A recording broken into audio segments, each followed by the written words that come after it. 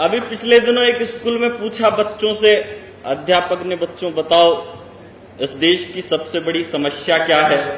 एक बच्चे ने खड़े होकर कहा कि भ्रष्टाचार है। दूसरे से पूछा, बोला इस देश में सबसे बड़ी समस्या क्या है तू बता, वो बोला शिक्षा है। तीसरे से पूछा तो वो बोला बेरोजगारी है।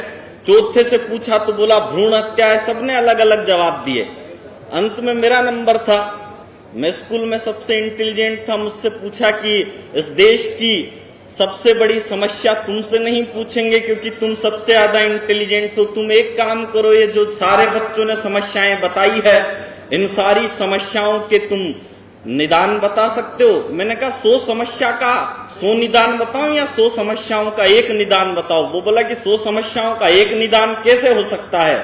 मैंने कहा आजकल 100 समस्याओं का एक निदान होता है हिंदुस्तान में। वो बोले कौन सा। मैंने कहा नरेंद्र मोदी।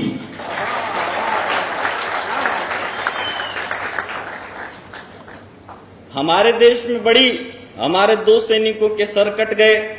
देश के प्रधानमंत्री टेडी बियर की तरह चुपचाप बैठे रहे। एक लड़की का बलात्कार हुआ, प्रधानमंत्री तब भी नहीं आए। 5 साल की लड़की का फिर रेप हुआ, फिर भी नहीं आए। मैं तो पूछना चाहता हूं कि हुआ क्या था, कहां गए थे। वो एक अमेरिकन मुझसे मिला। अमेरिकन मुझसे बोला यार दुनिया में जितने भी आविष्कार किए वो सब हम अमेरिका वालों ने किए, तुम हिंदुस्तान वालों ने क्या किया। मैंने कहा तुम अमेरिका वालों ने क्या कर दिया। बोला हम अमेरिका वालों ने रोबोट बनाया, तुम हिंदुस्तान वालों ने बनाया हो तो बता। मैंने कहा अमेरिकन, हमारे तो देश का प्रधानमंत्री रोबोट है।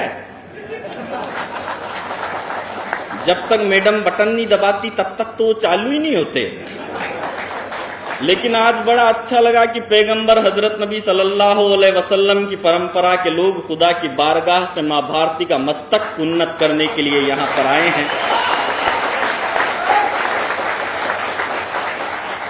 हमने रेशम के कच्चे धागे बनाए थे खूनी पंजों को जकड़ने में। दरअसल इस देश की सबसे बड़ी समस्या आतंकवाद भी है। हम आतंकवाद के खिलाफ हमने कुछ नहीं किया। मैंने एक कविता लिखी, आदरणीय बग्गा साहब ने अनुरोध किया कि वो सुना देना, मैं सुनाने की कोशिश करता हूं आपको। हमने रेशम के कच्चे धागे बनाए थे खूनी पंजों को जकड़ने में। दिल्ली की ओर इशारा करके कहूं तो 4 लाइनें मुझे तुफैल चतुर्वेदी जी की याद आती है कि बुलंदी की फिजा सिमतों का जादू तोड़ देती है, हवा उड़ते हुए पंछी के बाजू तोड़ देती है, और सियासी भेड़ियों थोड़ी बहुत गैरत जरूरी है, तवायफ तक किसी मौके पे घुंघरू तोड़ देती है। मैं आपको सारी तरीके से बता दूं, मैं किसी भी राजनीतिक पार्टी का आदमी नहीं हूं। ना तो मैं कांग्रेस का हूं, ना मैं भाजपा का हूं, ना मैं नई वाली का हूं, क्योंकि मैं तो वीआईपी हूं। आदमी तो मैं मेरी लुगाई का भी नहीं हूं, क्योंकि मैं तो वैसा ही हूं जैसा अटल बिहारी वाजपेयी जी हैं। आतंकवाद से लड़ने के लिए एक तरीका, अभी पिछले दिनों एक पहलवान ने मेरे गाल पे थप्पड़ मार दिया। मैं गांधी जी का भक्त, मैंने दूसरा गाल भी आगे कर दिया, उसने दूसरे गाल पे भी मार दिया। मैंने कहा यार यहां गड़बड़ हो गई। गांधी जी ने यही सिखाया था, कोई एक गाल पे थप्पड़ मारे तो दूसरा आगे कर देना, तूने दोनों पे ही मार दिया। मैंने कहा तू यहीं ठहर, मैं घर जाके गांधी जी की पूरी आत्मकथा पढ़ के आ रहा हूं। मैं घर गया और 1 घंटे बाद बंदूक लेके आ गया। वो बोला बेवकूफ, गांधी जी की किताब, गांधी जी का भक्त और बंदूक हाथ में लेके आ गया, ये कैसी गांधीगिरी है। मैंने कहा बेवकूफ, गांधी जी की किताब नहीं मिली तो भगत सिंह की पढ़ के आ गया। हमने रेशम के कच्चे धागे बनाए थे खूनी पंजों को जकड़ने में। हमने 16 साल लगा दिए दाऊद अब्राहम को जिंदा पकड़ने में। इसलिए मुझे बहुत फक्र होता है कि मैं शहीद आजम अशफाकुल्ला खां की तस्वीर के आगे सल्यूट मारूं। मुझे अब्दुल कलाम जैसे देशभक्तों से बहुत प्यार है। आज सलीम अशरफी जी आए हैं यहाँ पर, आपके चरणों की मिट्टी को माथे पर चंदन समझकर लगाने में हमें कोई शंका नहीं होगी। लेकिन माफ करना, जो भी भारत माता की ओर उंगली उठाएगा मैं उनके खिलाफ बोलूंगा, क्योंकि अमर तिरंगा जिन लोगों को ताश का पत्ता लगता है, देश हमारा उनको ही मक्खी का छत्ता लगता है।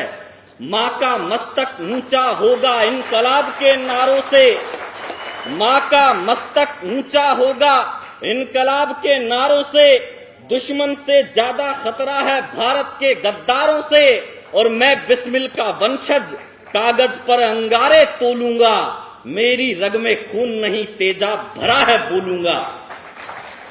एक अंग्रेज हिंदुस्तान आया, एक चिड़ियाघर को देखने गया। उस अंग्रेज को देखकर एक कुत्ता भौंकने लगा।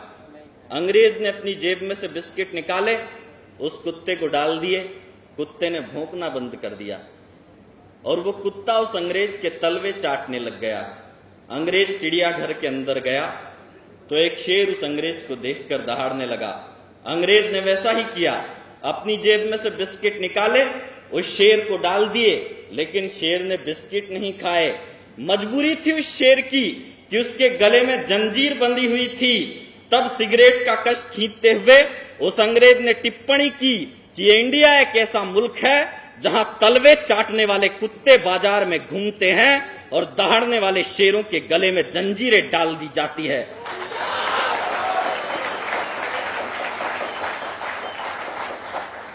तब लगे आपको कि मैंने कोई सही बात कहने की कोशिश की है तो अपनी तालियों की तीव्रता को थोड़ा तेज करना कि हमने रेशम के कच्चे धागे बनाए थे खूनी पंजों को जकड़ने में, हमने 16 साल लगा दिए दाऊद अब्राहम को जिंदा पकड़ने में। इसलिए इन नरभक्षी भेड़ियों की तरफ खूंखार शेरों को आगे बढ़ जाने दो, सीमा के आतंकी अड्डों तक सेना चढ़ जाने दो। जरूरत पड़े तो सेना की कमान नरेंद्र मोदी के हाथों में अटका देना, और 24 घंटे बाद दाऊद अब्राहम जिंदा बच जाए तो बदले में मुझे फांसी पर लटका देना।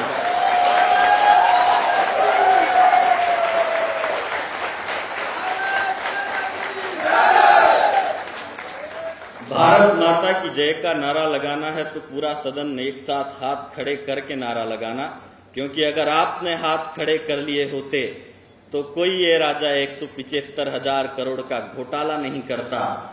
अगर आपने हाथ खड़े कर लिए होते तो कोई भारत माता को डायन कहने की कोशिश नहीं करता। अगर आपने हाथ खड़े कर लिए होते तो देश 2 सैनिकों की शहादत भी नहीं होती।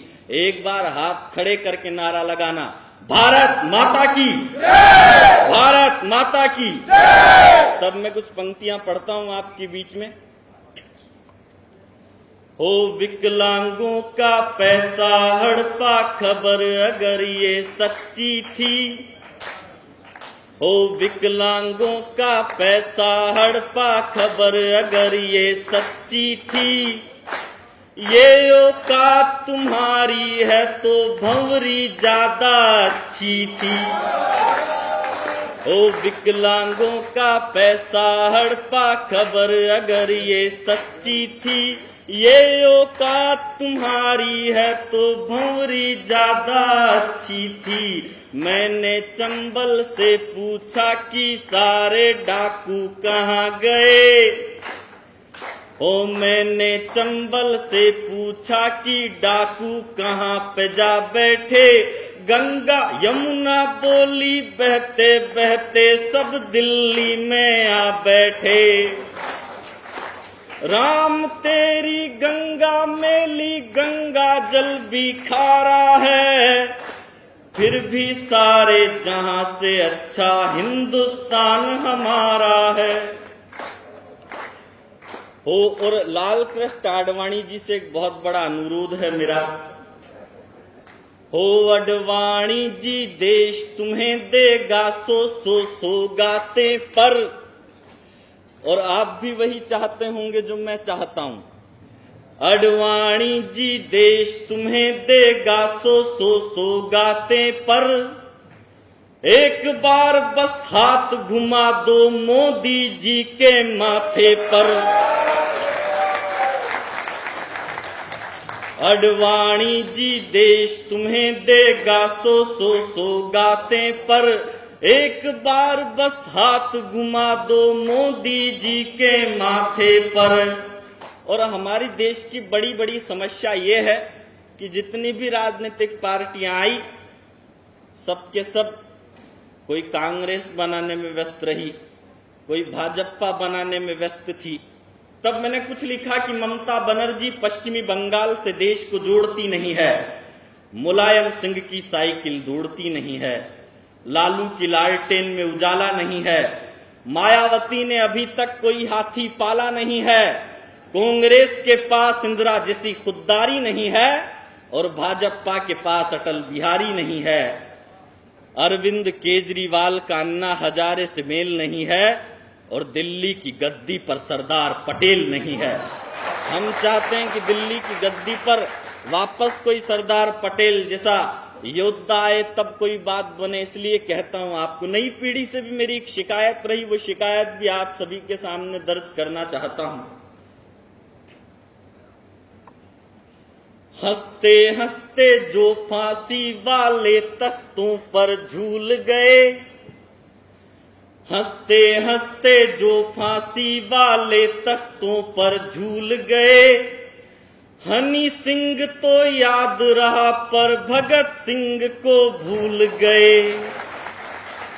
अडवाणी जी देश तुम्हें देगा सो सो सौगाते पर, एक बार बस हाथ घुमा दो मोदी जी के माथे पर, सोन चिरैया का फिर से निर्माण शुरू हो जाएगा, 5 साल रुक जाओ भारत विश्व गुरु हो जाएगा, 5 साल रुक जाओ भारत। और अंतिम 2 लाइनें पढ़ता हूं और फिर मैं अपना स्थान ग्रहण करूंगा। पूरी दुनिया चरणों में गिर जाएगी सम्मान को, पूरी दुनिया चरणों में गिर जाएगी सम्मान को, एक बार गुजरात बना दो पूरे हिंदुस्तान को, एक बार गुजरात बना दो पूरे। बहुत बहुत धन्यवाद, बहुत बहुत आभार। हम यही चाहते हैं कि नरेंद्र मोदी जी दिल्ली की गद्दी पर आए और भारत माता का मस्तक उन्नत हो, दिल्ली की गद्दी पर किसी बब्बर शेर का राज तिलक हो। और मैं वादा करता हूं आपसे कि अगर कांग्रेस में भी कोई ऐसा शेर आया तो उसका समर्थन करने के लिए भी आऊंगा, क्योंकि हमें राजनीतिक पार्टियां नहीं बनानी, अब हमें मातृ वतन हिंदुस्तान बनाना है। बहुत बहुत आभार।